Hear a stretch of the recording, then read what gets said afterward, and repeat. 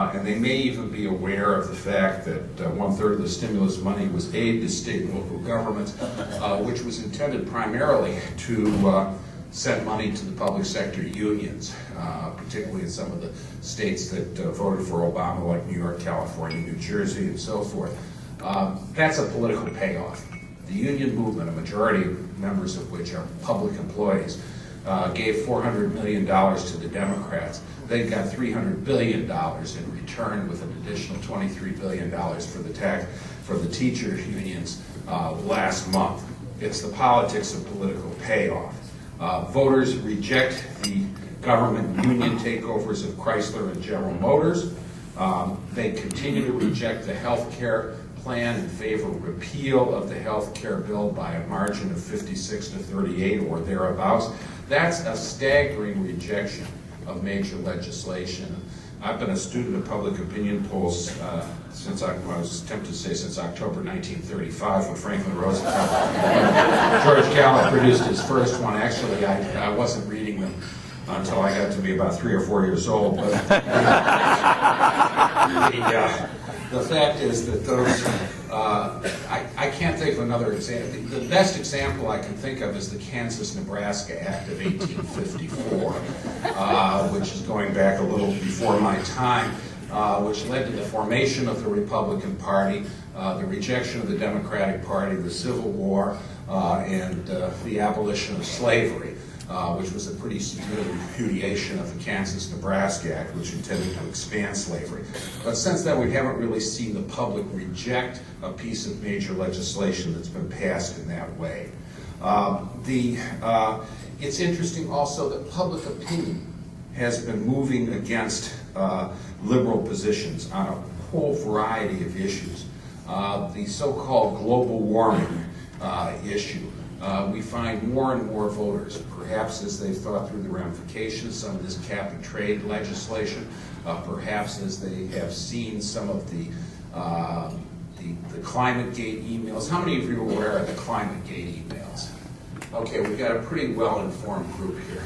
The ClimateGate emails make it clear that leading, quote, climate scientists are liars and cheats, yes. Frauds. And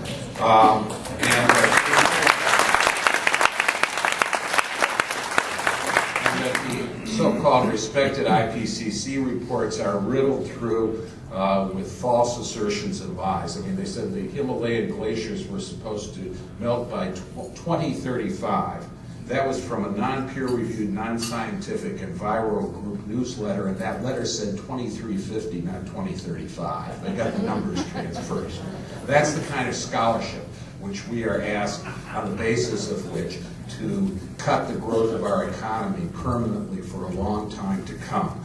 And the public has caught on to it. They have moved against the opinion of those people who think that they are our betters.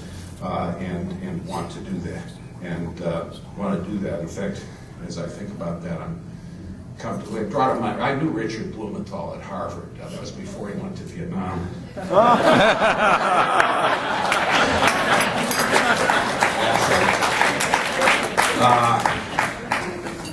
No, he grew up from an underprivileged background on Fifth Avenue in New York City. And he worked his way upwards via Southeast Asia or not. I always knew Richard was ambitious. I always knew that he was not entirely frank. I'm surprised to find that he's a serial liar. I'm really pretty shocked by this. He is a smart guy, but there's something kind of sick operating there at some level, which is kind of sad to see. But I think that one of the key factors that we're seeing as well is that the Teaparty movement, including our visitor from the time horizon from the 18th century here, and we have seen this spontaneous outpouring of enthusiasm and people rising up from their personal preoccupations, their professional life, their community and charitable involvements, to enter into politics, and I suspect that this is true of many people in this room.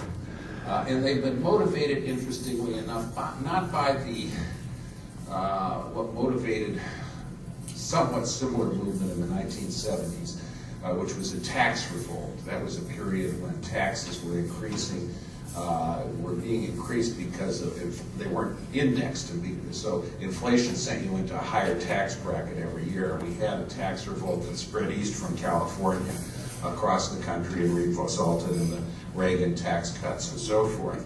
What we're hearing people, at least what I'm hearing, when I'm trying to listen to the Tea Parties and not just characterize them as racist or something, is people are concerned about spending. People are concerned, the movement is concerned about this vast increase in the size and scope of government. And that's not a figment of somebody's imagination.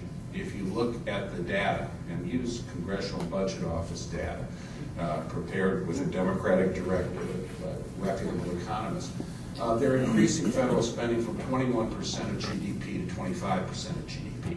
That's a big increase. 4 points of GDP is a lot. And that, GDP is $13 trillion, so 4 points of that is a lot of money. It is a huge direction.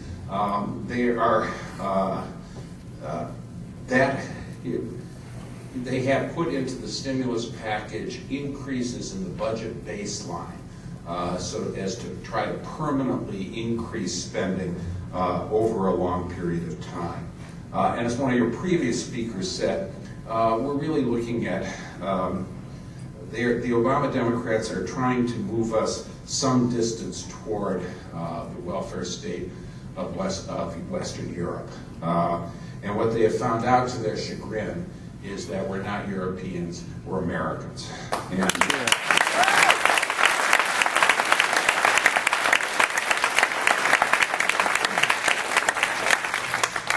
And I think that the concentration on spending can be seen by one fact, which I put in my Sunday column in the Washington Examiner. It'll be up on midnight tomorrow night, WashingtonExaminer.com. Is that the three incumbent members of Congress have been defeated in their bids for re-election this month. One was a Republican senator from Utah. One was a Democratic congressman from West Virginia. And one of them was a Democrat turned Republican turned Democratic senator.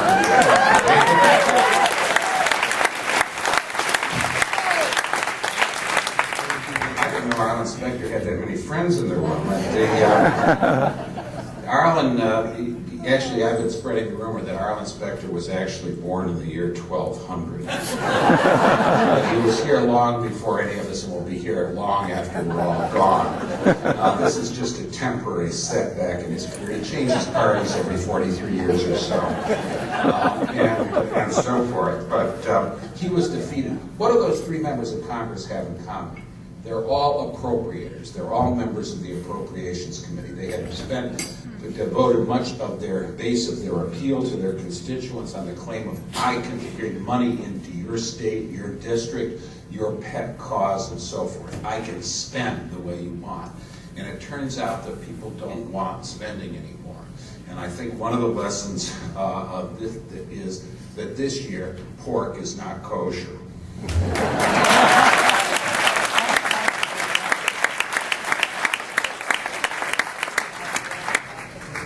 Now, as I look at the situation, one of the other things, we've had this spontaneous outpouring of people like you, this onrush of people into the political scene, and we've seen this terrific change in the balance of enthusiasm.